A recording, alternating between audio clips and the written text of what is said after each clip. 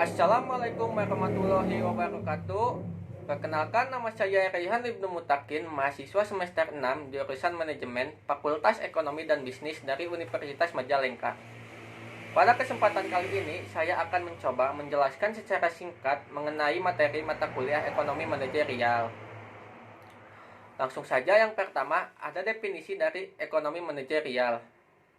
Ilmu ekonomi manajerial merupakan aplikasi teori dan analisis teori keputusan yang membahas mengenai bagaimana suatu organisasi dapat mencapai tujuannya secara efisien. Dalam ilmu ekonomi terbagi menjadi dua, yaitu ekonomi makro dan ekonomi mikro. Ekonomi makro merupakan ilmu yang mempelajari permasalahan ekonomi secara keseluruhan atau agregat. Contohnya pendapatan nasional, neraca pembayaran, pengangguran, inflasi, kebijakan moneter, dan kebijakan fiskal. Sedangkan ekonomi mikro merupakan ilmu ekonomi yang mempelajari mengenai masalah secara individual. Contohnya motivasi dunia usaha, total biaya, fungsi permintaan, teori harga, teori produksi, dan struktur pasar. Adapun manfaat-manfaat dalam mempelajari ekonomi manajerial, diantaranya 1. Membantu para manajer untuk menganalisa bagaimana kekuatan ekonomi yang mempengaruhi suatu organisasi dilihat berdasarkan sudut pandang ekonomi manajerial. 2. Dapat menyarankan aturan-aturan untuk memperbaiki keputusan manajerial guna mencapai tujuan secara efisien. 3. Memberikan peraturan penetapan harga untuk mencapai tujuan perkembangannya. Kemudian ada teori permintaan. Permintaan timbul karena adanya keinginan konsumen dan kemampuan membeli suatu komoditas.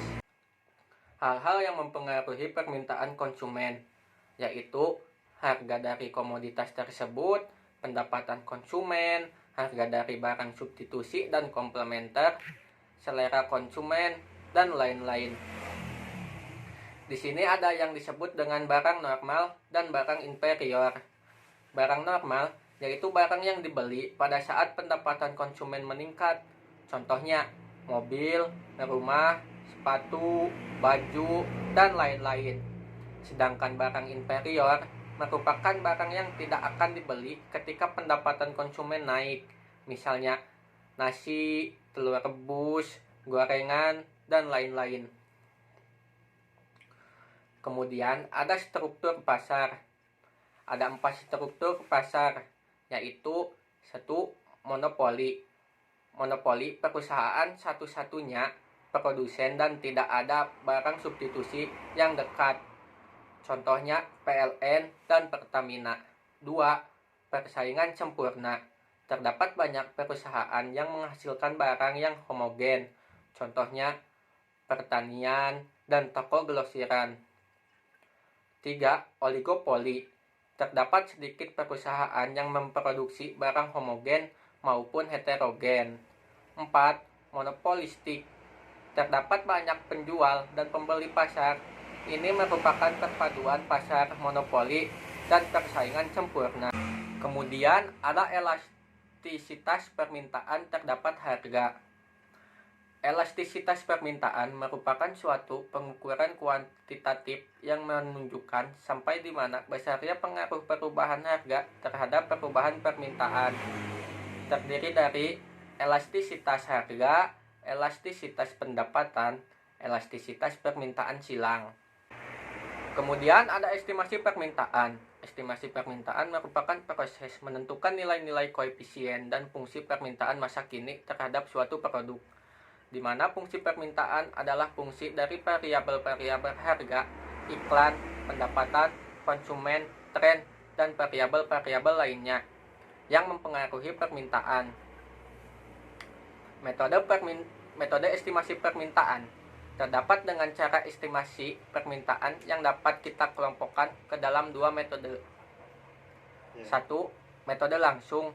Metode ini yaitu metode menafsirkan permintaan yang melibatkan langsung konsumen melalui wawancara, survei, pasar simulasi, atau eksperimen pasar terkendali.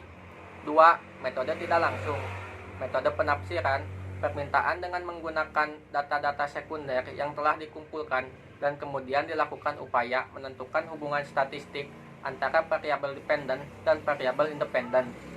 Salah satu teknik yang sering digunakan untuk estimasi domain dengan metode tak langsung adalah teknik analisa regresi sederhana dan berganda. Kemudian ada karakteristik biaya. Biaya eksplisit, pengeluaran aktual untuk mempekerjakan tenaga kerja, menyewa atau membeli input yang dibutuhkan produksi. Biaya eksplisit, nilai input yang dimiliki dan digunakan oleh perusahaan dalam aktivitas produksinya sendiri.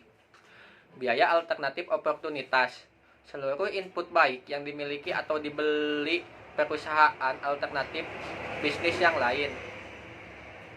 Biaya akuntansi, pengeluaran aktual perusahaan tentang akuntansi dan biaya historis untuk laporan keuangan perusahaan. Biaya relevan yang patut dihitung. Contohnya biaya ekonomis tambah biaya oportunitas. Biaya tambahan, perubahan biaya total dan implementasi keputusan manajerial tertentu.